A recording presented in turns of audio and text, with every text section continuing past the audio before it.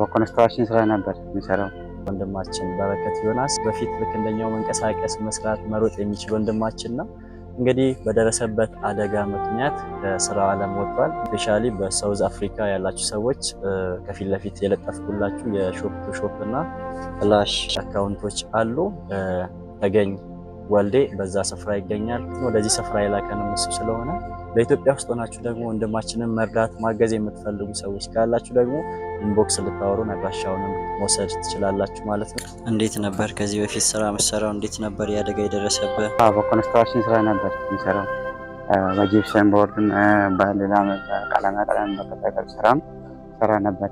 እርግጥ ካለታት አንድ ቀን በተፈጠረው አደጋ ያው በግለሰብ ስራ ላይ ሆኜ አደጋው ደረሰኝ። ከዛን ሰዓት ያው በህመም ላይ ራሱ ብዙ ነው፣ አልጋ ላይ ራሱ ብዙ ነው የቆየሁት።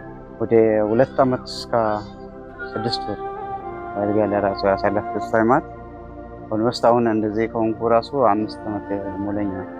ከዛ ወዲህ ሰፈር ነው ያለሁት። እርግጥ ያው ሰርቼ በእጄ መታደሬ ለመድኩ ሰው ብዙ መጣ ተቀምጬ እስካሁን ሰዓት ነፃ ነው ያለሁት። ለያዩም ደግሞ እርዳታ የሚያደርጉኝም ሰዎች ያው አልጠየቁም። እርግጥ ያው እንደዚህ ሆኜ ነው ያለሁት። ከዚህ በኋላስ እንዴት ነው ስራ ለመስራት ያለብን? ምን አይነት ነገር ቢመቻችን ለመስራት ትችላለህ? አሁን ለምሳሌ ሱቅ አይነት ነገር ቢኖር ደግሞ አሁን መጫወቻ እንደ ፑል ቤት ያሉ ነገሮች ቁጭ ብዬ ለመስራት እንትን የሚሉት ነገሮች ቢመቻቹልኝ መስራት እችላለሁ።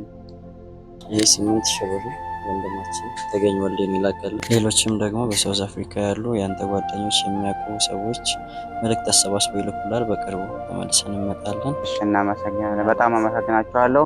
ዳገንተ የዛከተሩም ያው ዳገንተሩ እና አደጉ ሲሌ ሲወላቅን ያው ሆሮን ከነ የወመኑ ያው አቅሜን ካሉም በዳ ጸሎትን ካላዮ ብቻ ዳንዴንተሩ እንደነን ያው የቲ ዳንዳም ፍላጎቱ ሲዮ ያቀ ፍላጎቱ ያንን ደግሞ ያው መቆከሜ ከንተኔ ካሊ ያሰንተው ነው ካሊ ተንተኔ አሳን ካነሞ ካሊ ካሰብ ካሊ መንቻ መገናሱ ሲያም እንደሰማችሁት ነው። እንግዲህ እንደ ጌም ዞን አይነት ነገር ቢፈጠርልኝ ቁጭ ብዬ መስራት እንድችል እንደ ሱቅ ነገር ቢከፈትልኝ መስራት እችላለሁ የሚል ነገር እያወራን ነበርና ልክ እንደሱ ወጣት የሆናችሁ መስራት፣ መንቀሳቀስ፣ መሮጥ የምትችሉ እሱም ማገዝ የምትችሉ ገንዘብ ያላችሁ ሰዎች ስፔሻሊ በሳውዝ አፍሪካ ያላችሁ ሰዎች ከፊት ለፊት የለጠፍኩላችሁ የሾፕ ቱ ሾፕ እና የፍላሽ አካውንቶች አሉ። ተገኝ ወልዴ በዛ ስፍራ ይገኛል።